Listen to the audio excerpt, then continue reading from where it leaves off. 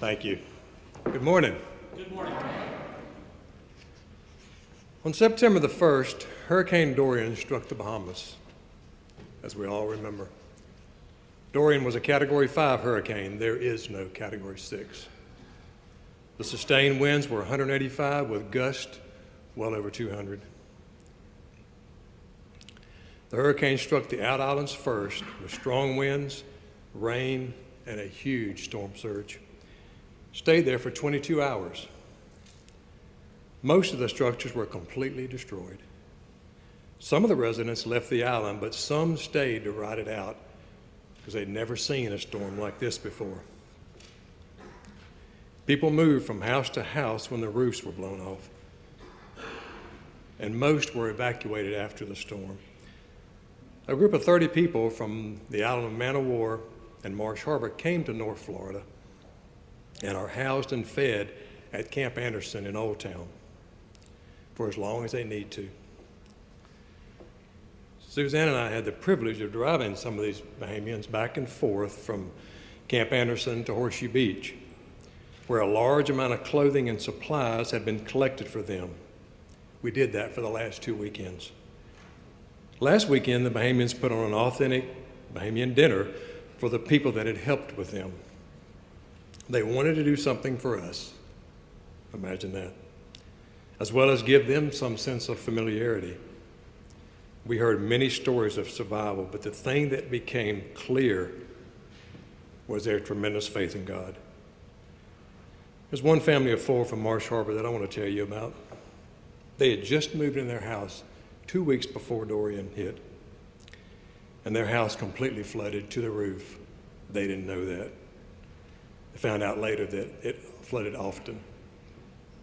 Their car was battered and one tire completely destroyed. They thought they could drive to Treasure Key, which was about 20 miles away, where the airport there was taking people out. So when they got there to Treasure, the planes were full of people, and they were actually leaving right as they arrived. And they asked the people there at the airport, "Are they coming back?" And everybody said, "We don't know what's going on." So they slept in their car again, 4th night, and they waited till morning. One small supply plane came in the next morning, and the father, Dwayne, scurries out on the tarmac and asks the pilot, "Can you take us to Florida?" He said, "How many do you have?" And he said, "I have 4 people." He said, "I can take 4. So that's where they met a group from Man o' War, and so they met up and came to Camp Anderson. All the Bahamians we met lost all or part of their houses, their belongings, and their jobs, but they didn't lose any family members. And while we were transporting them, we heard no complaining, just grateful for what they had. They said, "God has brought me this far. I know He's not going to leave me now." While their future is uncertain, their faith in God was not, or is not. It was very inspirational, to say the least, to hear these stories of survival. Today is the official kickoff of this year's stewardship campaign, and we have a slogan for this year: "Be Thou My 2020 Vision." Tim came up with that. Talented people are just talented people. This says everything about where we're going and our ties of our faith in God to lead us. Our Commitment Sunday, which is the day we make our financial commitments to stewardship, is on November the 3rd. You'll be hearing more about this in the coming weeks. We will have an amazing dinner after worship by Gary Blevins, so you know how good that's going to be. You can't miss that. So please plan on joining us on that day. Over the next few weeks, you'll hear people talking about stewardship and what it means to them. And I would imagine Pastor Ken will have a few things to say about stewardship. Yes, I will. So you're probably wondering why I told this story about the Bahamians. I'm glad you thought of that question.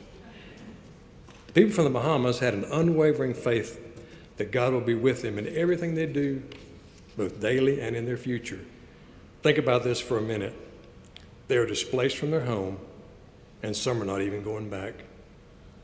They are displaced from basically all of their possessions and their jobs, and their faith in God is still unwavering. I think there's a similar story about that in the Bible. For me, stewardship is faith. Our financial commitment is one of the best ways to show our faith in God. Why do I believe in financial stewardship? My biblical and theological beliefs are foundational to my convictions about Christian giving. And three of these convictions that are especially important to me are, I believe in Jesus Christ, and I believe Jesus Christ can change the lives of his people.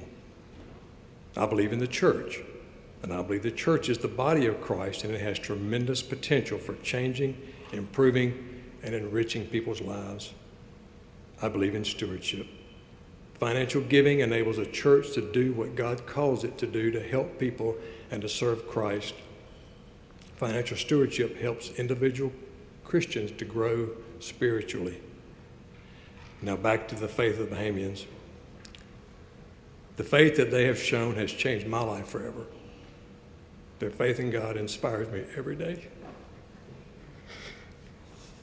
Sorry.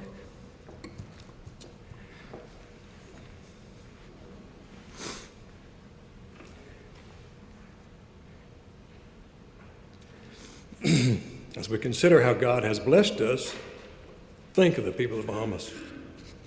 Over the next few weeks, I would encourage everyone to spend some significant time in prayer about what has God in store for you and this church and how you will respond. It is important to give a percentage of what God has given to you. This is important to you as a Christian. Jesus summed it up when he said, "Where your treasure is, there your heart will be also." That's Luke 12:34. Financial stewardship is treasure management that helps us to escape the trap of selfishness by keeping ourselves spiritually focused on God. Let me repeat that.